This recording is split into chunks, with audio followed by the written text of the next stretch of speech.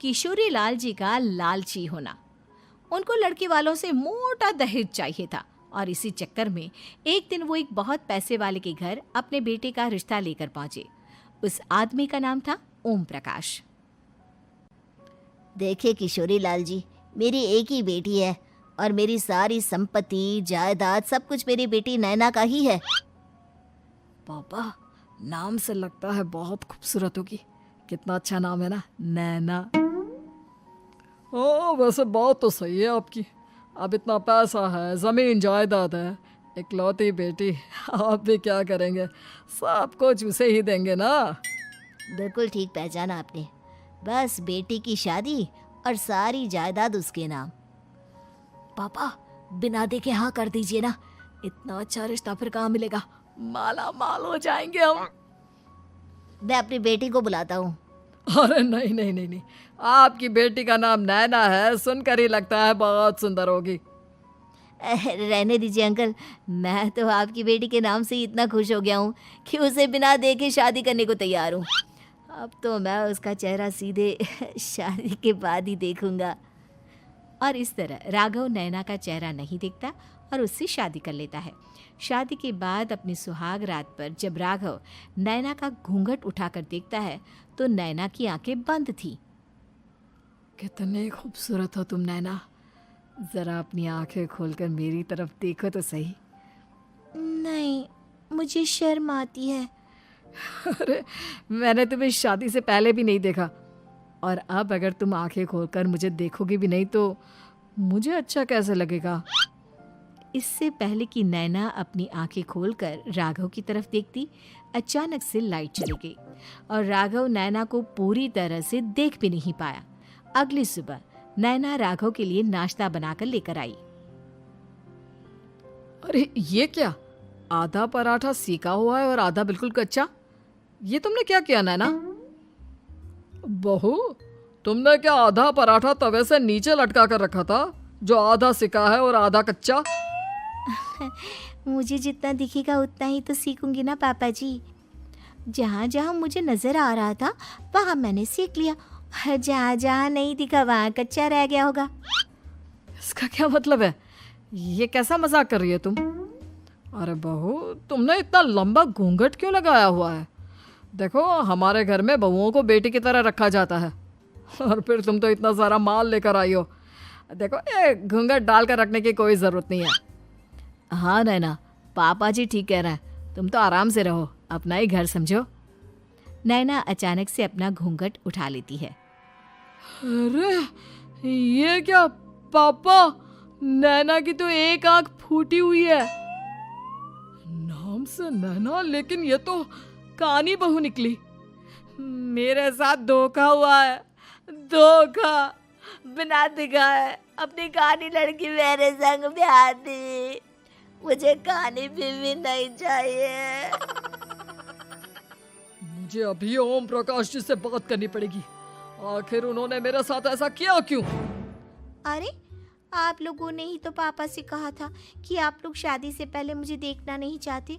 अब मेरे पापा पर क्यों इल्जाम लगा रहे हैं? अरे लेकिन उन्हें बताना तो चाहिए था ना कि तुम कहानी हो, एक आंख से तुम्हें दिखाई नहीं देता। किशोरी लाल और राघव नाराज होकर ओम प्रकाश को अपने घर बुलाते हैं। पापा जी, ये आपने क्या किया? शादी से पहले बताया क्यों नहीं कि नैना की आंखों में परेशानी है? अरे, आप ही ने तो लड़की देखने से मना कर दिया था। और लेकिन आप बता तो सकते थे। आपको तो हमारी बेटी की प्रॉपर्टी चाहिए थी, वो भी पूरी की पूरी। अब क्या हुआ अगर उसे आधा दिखाई देता है? प्रॉपर्टी तो आपको पूरी मिल गई ना। अरे ये क्या बात हुई? मेरी शादी प्रॉपर्टी से नहीं, आपकी बेटी से हुई है। अब ये तो पहले सोचना चाहिए था, तब तो मेरी प्रॉपर्टी देखकर तुम्हारी जुबान लप लपा रही थी। लेकिन मैं कानी लड़की को अपनी बीवी बनाकर नहीं रख सकता। पापा, कुछ करिए ना आप। हाँ, करता हूँ। देखिए ओम प्रकाश जी, आप हमारे साथ ऐसा नहीं कर सकते। और तुम देखो, अगर तुमने मेरी बेटी से शादी तोड़ी ना, तो जो भी प्रॉपर्टी मैंने तुम्हें दी है वो तो पूरी की पूरी वापस ले ही लूँगा, और आधी प्रॉपर्टी तुम्हारी भी लूँगा। अरे मेरी आधी प्रॉपर्टी भला क्यों लेंगे आप? इसलिए क्योंकि मेरी बेटी को आधा नजर आता है और उसकी नजर अभी तक तुम्हारी आधी जायदाद पर ही पड़ी है। अब तुम उसे घर से निकालोगे तो कुछ तो लेकर जाएगी ना। और अगर हम आपकी बेटी को अपने घर की बहू बनाकर रखे तो? तो तुम्हारी पूरी प्रॉपर्टी तुम्हारी ही रहेगी और जो मैंने तुम्हें दिया है ना उसमें से बस मैं आधा लेकर जाऊंगा। अरे लेकिन अब आप अपनी दी हुई प्रॉपर्टी में से आधी वापस क्यों लेकर जाएंगे? अगर मैं आपकी बेटी को अपनी पत्नी बनाकर रखने को तैयार हूं तो? इसलिए ताकि भविष्य में अगर तुम मेरी बेटी को धोखा दो तो उसके पास कुछ तो रहे जो पति का हो।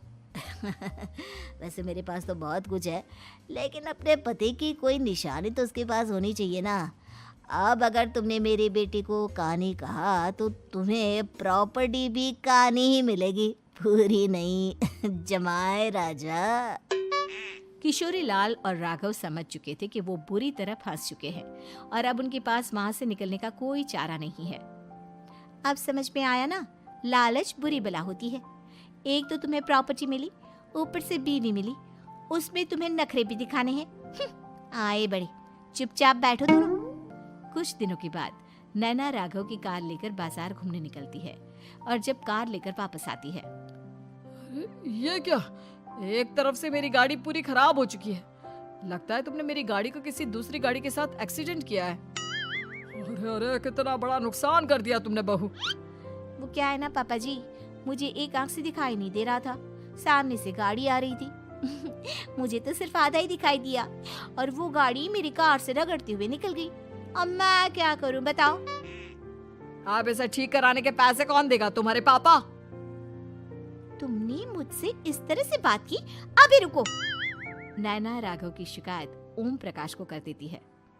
देखो राघव, अब जो मेरी आधी प्रॉपर्टी तुम्हारे पास थी ना, उसमें से आधी और मैं लेकर जाऊंगा, क्योंकि तुमने मेरी बेटी को डांटा। अरे नहीं नहीं पापा जी, गलती हो गई, माफ कर दो। गलती की तो कोई गुंजाइश ही नहीं। अगली बार मेरी बेटी को डांटा तो बची हुई आधी में से आधी और ले जाऊंगा। लालच के चक्कर में हम दोनों ने बहुत बड़ी गलती कर दी बेटा। एक तो तुम्हें कानी बहू मिली और ऊपर से जो माल मिला वो भी काना। इस तरह राघव की हर एक गलती पर ओम प्रकाश उसकी प्रॉपर्टी का आधा आधा हिस्सा लेकर अपना सारा माल वापस ले गया और राघव को कानी बीवी से काम चलाना पड़ा। भाई लालच वाकई में बुरी बला है।